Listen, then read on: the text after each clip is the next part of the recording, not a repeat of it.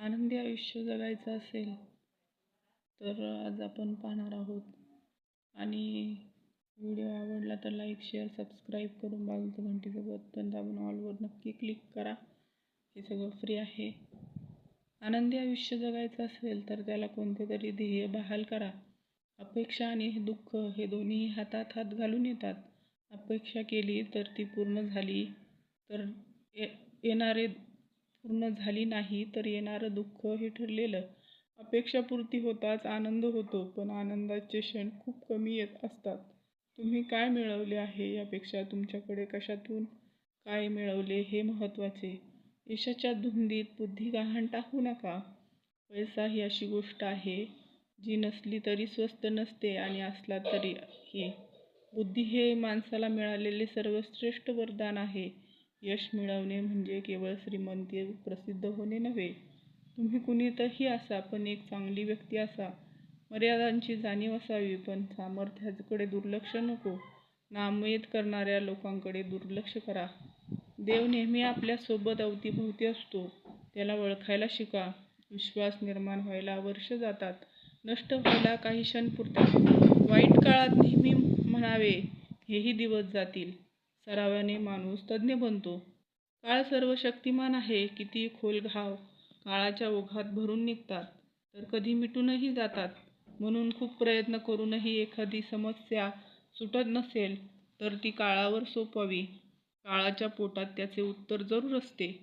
दुसऱ्यांनी मारलेले टीकेचे दगड पायाखाली घालून जो खंबीरपणे उभा राहतो तो यशस्वी होतो. म्हणून टीका होकारात्मकरित्या स्वीकारा. प्रत्येकाला आयुष्यात यशस्वी व्हायचे असते, म्हणून काही बनवून दाखवायचे असते. पण अशी नुसती इच्छा बाळगून काही होत नाही. त्यासाठी लागणारे परिश्रम, प्रयत्न, योग्य सांगड घालणे जरुरी असते. सौंदर्य ही देवी देणगी आहे, पण ती फक्त सौंदर्यापुरती मर्यादित नसावी. सौंदर्य हे मनासाठी असावे, कृतीत असावे. कोणतीही कृती दुसऱ्याच्या चांगल्यासाठी घडली की ती सुंदर होऊन जाते. शरीर सौंदर्यापेक्षा असे सौंदर्य महत्त्वाचे. यश म्हणजे केवळ पैसा, प्रसिद्धी नव्हे, तर समाजात तुमची प्रतिष्ठा किती आहे, तुम्ही सत्तेवर आहात किंवा नाही, यापेक्षा तुमची लोकप्रियता किती आहे याला महत्त्व आहे. तुम्ही सिनेमातील स्टार नसूनही तुम्ही सर्व थरात लोकांमध्ये लोकप्रिय असाल तर तुम्ही यशस्वी आहात. कुतूहल वाटणे हे व्यक्तिमत्व जिवंत असल्याचे लक्षण आहे, पण कुतूहल प्रगतीच्या मार्गावर असावे. दुसऱ्याची खाजगी गोष्टीत अतिक्रमण करणारे, त्यांची उणीधुणी काढणारे नसावे. योग्य कुतूहल माणसाला पुढे नेते, अयोग्य कुतूहल गोत्यात आणते. पुढे जायचे असेल तर मागच्या चुका उगाळत बसू नका. मागच्या चुकांची दखल हवीच, पण चुका उगाळत बसला तर नवे काही करायची उमेद राहणार नाही. म्हणून पुढच्या प्रवासात चुका होऊ नये एवढ्याच मागचे चुकांचा उपयोग करून घ्यावा. माहिती आवडली तर सबस्क्राईब करून बाजूचं घंटीचं बटन दाबून ऑलवर क्लिक करा. हे सगळं फ्री आहे. आपले मित्रमैत्रिणी, नातेवाईक ग्रुपवर व्हिडिओ जास्तीत जास्त शेअर करा. धन्यवाद. राधे राधे. जय श्रीकृष्ण. जय गुरुदेव. श्री गुरुदेव. आणि व्हिडिओ आवडला तर त्याला लाईक देखील करा. चुस्ती फुर्ती तंदुरुस्ती का फल.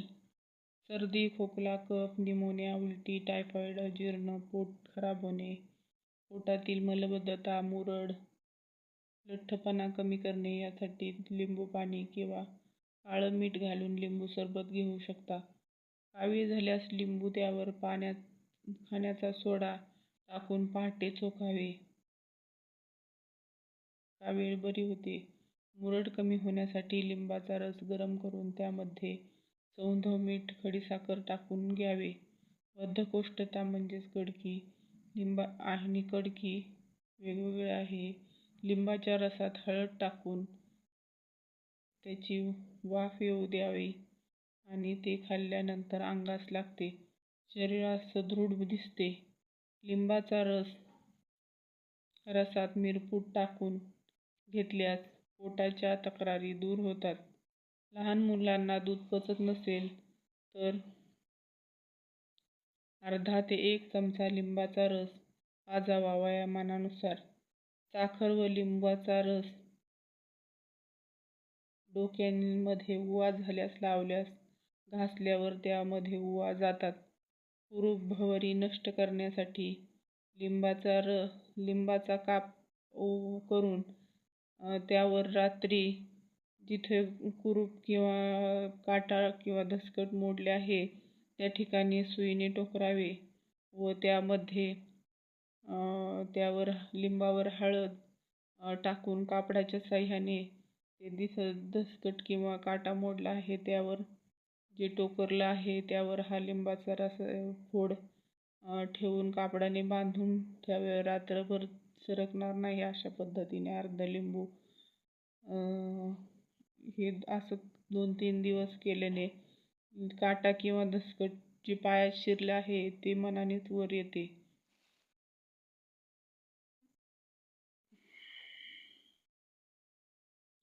म्हातारपणी, अर्धांगवायू, तसेच डायबिटीस, त्वचेवरच्या सुरकुत्या, उष्णतेमुळे स्किन डॅमेज होणे इत्यादी त्रास लिंबू पाणी पिल्याने दूर होतात. रक्ताची कमी, अनिमिया म्हणजे चक्कर येणे दूर होते. कॅन्सरपासूनही बचाव होतो. मळमळ, छातीत जळजळ होणे यामध्ये देखील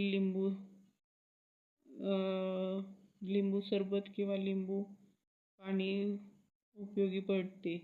तज्ज्ञांच्या मते यकृतासाठी लिंबू टॉनिकचे काम करते. हृदयासाठी, उच्च रक्तदाबात रामबाण आहे लिंबू पाणी. पोटॅशियम भरपूर असल्याने उच्च रक्तदाबात, मळमळ आणि भीती तसेच मानसिक ताणही दूर होतो. गळ्याचा संसर्ग दूर करण्यासाठी गळ्याशी संबंधित समस्या किंवा टॉन्सिलची समस्या असल्यास लिंबामुळे खूप फायदा होतो. 1 ग्लास कोमट पाण्यात अर्धा लिंबू पिळून त्या पाण्याने गुळण्या कराव्यात. ह्यामुळे हमखास फायदा होईल. काही लोकांचा असा गैरसमज आहे की लिंबू खाल्ल्याने सर्दी खोकला होतो, पण वस्तुस्थिती ही आहे की अधिक सर्दी खोकल्यावर लिंबू हे रामबाण औषध आहे. खूप सर्दी झाली असल्यास 2 लिंबांचा रस उकळून कोमट केलेल्या पाण्यात अर्धा लिटर पाण्यात घालावा. त्यामध्ये मध घालून गोड करून रात्री झोपताना घ्यावा. रोग्यास द्यावा. वाऱ्यावर फिरू नये, कोमटच प्यावे व लगेच झोपावे. त्वचा सुरकुत्या, उन्हापासून संरक्षण, रक्ताची कमतरता दूर करते लिंबू पाणी. त्वचेची हानी टाळते. नायट्यामध्ये लिंबू रस, कापूर आणि खोबरे तेल मिक्स करून लावल्यास नायटा दूर होतो. त्वचेवरील काळे डाग लिंबू सोडा लावल्याने दूर होतात. चेहऱ्यावर लिंबू आणि मध लावल्याने चेहरा गोरा आणि सुंदर होतो. सर्व प्रकारसाठी उत्तम, त्वचेसाठी उत्तम आहे.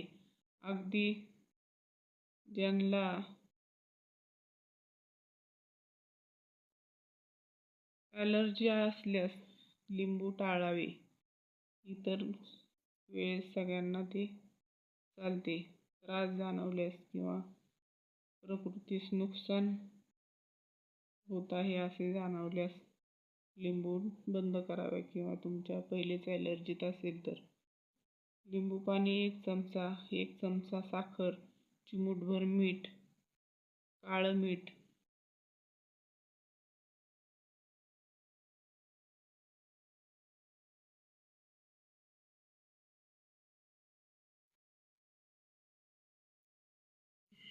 फायदा करते आपल्याला लिंबू पाणी. लिंबू आपल्या घरातील सेवक आहे, समाजाचा हुशार वैद्य आहे आणि देशासाठी मोठा वैज्ञानिक आहे. तुम्हाला माहिती कशी वाटली ते सबस्क्राईब करून बाजूचं घंटेचं बटन दाबून ऑलवर क्लिक करून कमेंट करून नक्की सांगावे. आपले मित्रमैत्रिणी, नातेवाईक, ग्रुपवर व्हिडिओ आवडला असेल तर शेअर करावा आणि लाईक देखील करावा. हे सगळं फ्री आहे. राधे राधे. जय श्रीकृष्ण. जय गुरुदेव. श्री गुरुदेव. धन्यवाद.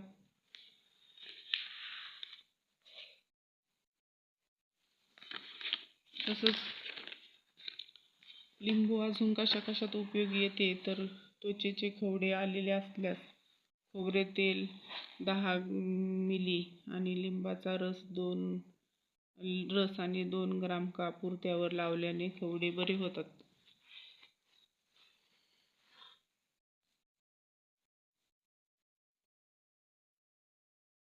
तसंच तहान लागत नसल्यास, पोटात दुखत असल्यास संबंधित लिंबाचा रस आणि थोडीशी साखर घालून पिल्याने ताबडतोब थांबते.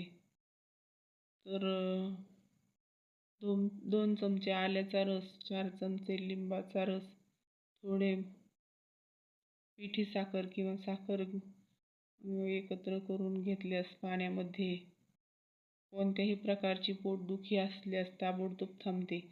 अजीर्ण झाले असेल तर लिंबू वाडवे कापून त्यावर चिमूटभर सुंठ, 2 दाणे सौंधव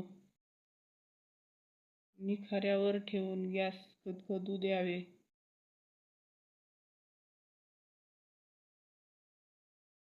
आणि कोमट झाल्यावर वारंवार चोखत राहावे. अजीर्णापासून होणारा विकार, ओकारी, करपट-ढेकर, पोटफुगी वगैरे विकारावर साप नाहीसे होतात. कृमी असतील पोटात म्हणजे जंत नेहमी थोडे थोडे दुखत असेल तर दिवसातून 3 वेळा लिंबाचा रस 2-2 चमचे पीत जावे. कृमी 4 दिवसात नाहीशा होतात. सांधे दुखत असल्यास, फार मेद वाढून श्वास लागत असल्यास, धाप लागत असल्यास, पित्त पडत असून खोकला येत असल्यास त्यावर लिंबू रस 1 चमचा साखर घालून घ्यावी.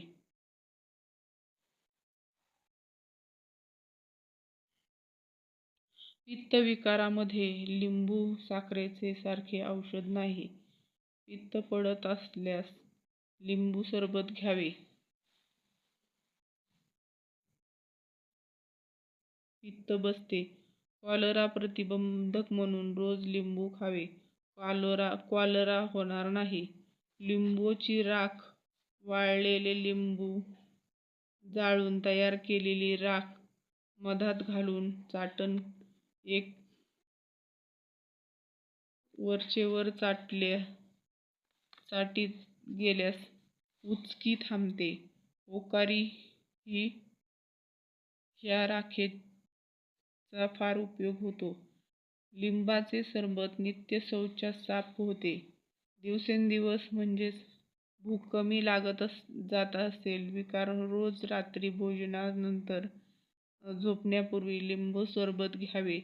अर्धा ते 1 कप पाण्यामध्ये 1 चमचा लिंबू रस, साखर थोडीशी आणि थोडे काळे मीठ टाकून 5-7 दिवस असे घेतल्यास नित्य शौचास साफ होते आणि लागलीच भूकही वाढते. लठ्ठपणा कमी होण्यास नित्य जेवण झाल्यावर 10 मिलीग्राम चमचे लिंबाचा रस 1 कप ऊन पाण्यात घालून घेत जावे.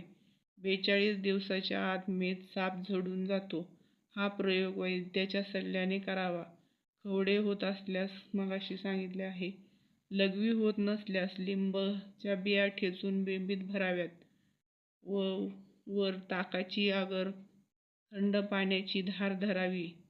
लघवी होते. व लहान मुलांना 6 वर्षाच्या आतील मुलांना हा प्रयोग फार लागू पडतो.